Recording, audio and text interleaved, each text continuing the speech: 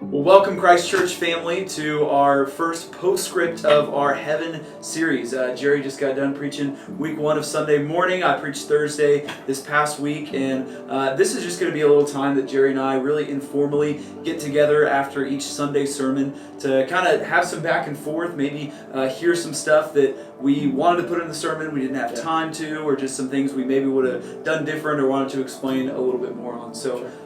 Jerry, you and I talked Thursday, I guess it was, and I came into your office and I said, man, this is a hard sermon to preach. It is.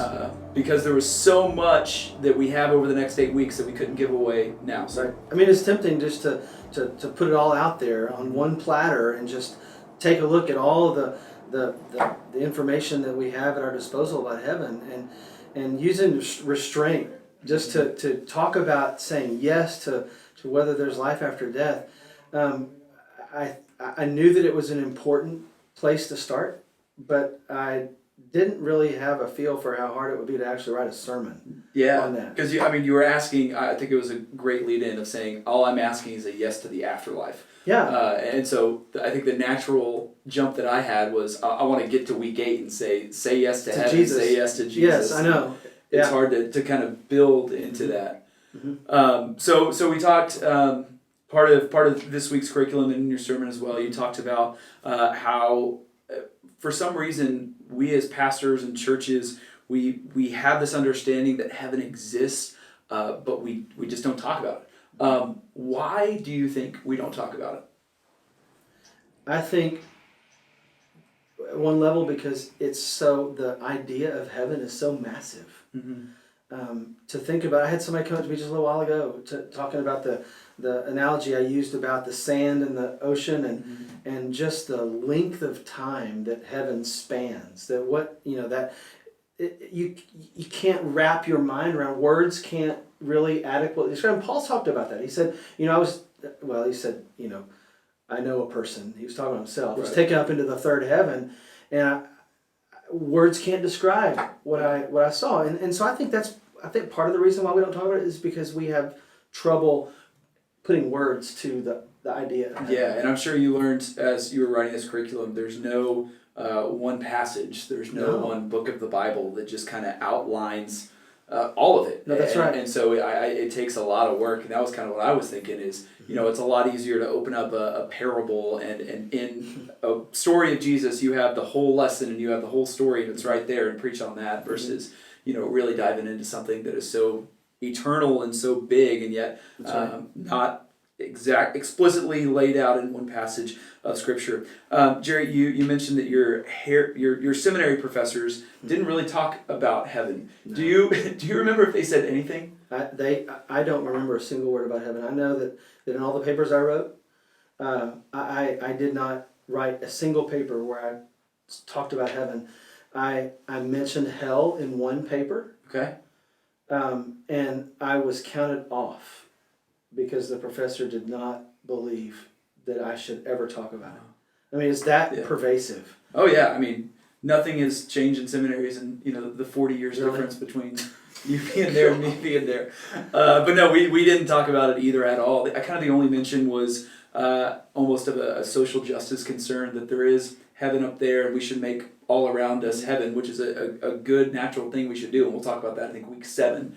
But that was kind of the only context of it, is how can you make this world a little bit better, which is just wild to me. And when hell was talked about, it was like the hell of humanity. Mm-hmm. That wherever there's ugliness and wherever there's hatred, that's hell in our world today. Yeah. But in terms of an eternal reality, no. And we're talking about that in week 4, and I'm actually looking forward to that. Not as a way of, and it's not going to be one of those scare tactic sermons. We need to talk about that. And so so because seminaries don't really teach on it, preachers don't really teach on it, churches don't really teach on it. I thought the clip you had of the Lion King was a powerful illustration of what culture is teaching. So if culture's going to fill the void, right? And so my question is, where do you think, if we were to ask the common person, even in our own church, hey, what is heaven like? Where do you think they're getting that knowledge and information to conceptualize what heaven is? I think they get it from songs they've heard. I think they get it from things their parents and grandparents have told them. I think if you were to ask the average person about heaven, they'd say, well, the streets are gold, and they got pearly gates, and St. Peter's waiting at that gate, and I think that's what they would say. Yeah. And because the only way to define it is to use kind of their everyday language, and I just think that's where most people are. Yeah. I know it's where I was. Yeah.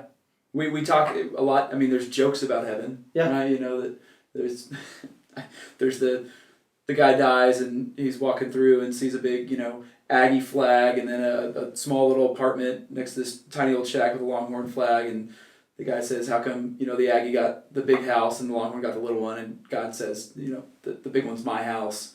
That's kind of, is that new to you? Oh, well, I haven't heard the delivery wasn't great on it, but no, I haven't heard that. But that's kind of what it is that we tell these kind of stories and we personalize it and make it look like a little bit nicer earth. That's right.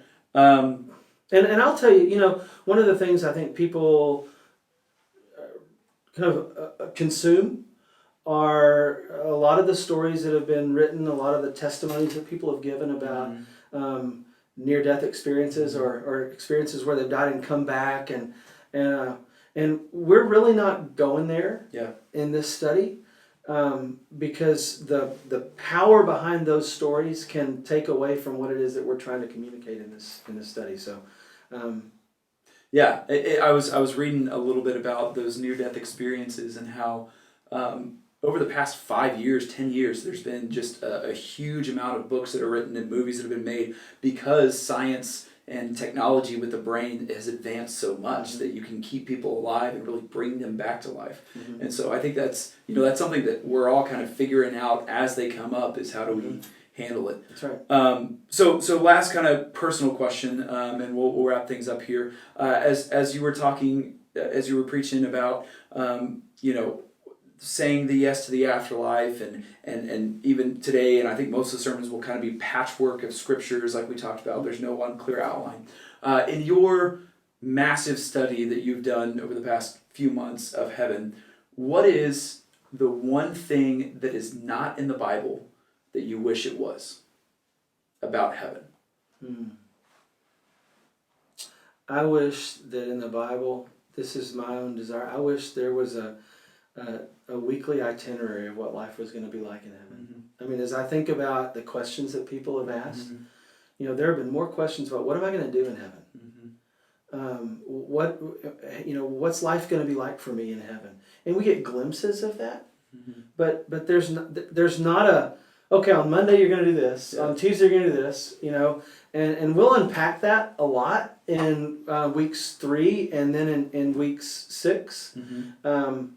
But I think what we're going to talk about is going to be moving, but I wish there was that weekly itinerary. Yeah, definitely. That'd be nice. Yeah. Well, thank you all for joining us. Thanks, Jerry. You just came off preaching 3 sermons. I know you're ready probably for a football game and a nap, but thank you for sticking around. We will continue to do this every week until I go on baby duty. Yep. And Jerry will be here alone, I guess, for a couple of weeks. It'll be sad, but you'll be here with him. We thank you for joining us. Hope you are having a great small group discussion this week as we dive in together as a church on what heaven and what we all ought to know. Take care.